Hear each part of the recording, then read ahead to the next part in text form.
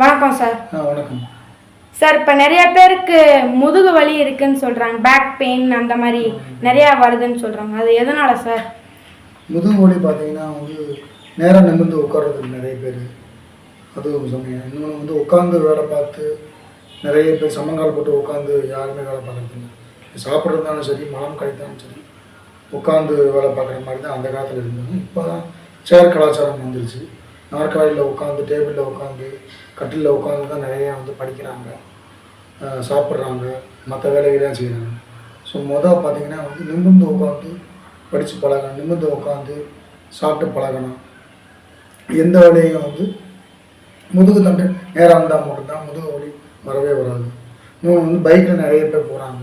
So ஒரே வேலையை அதிகமான அளவு போஸ்ட் பண்ணும்போது அவங்களுக்கு முதுகு தண்டு வலி வர வாய்ப்பு இருக்கும். இன்னொன்று பார்த்திங்கன்னா வாயு சம்மந்தமான பொருள் அதிகமாக சாப்பிடும்போது அது எல்லாமே முதுகு தண்டுகளாக நிற்கும்.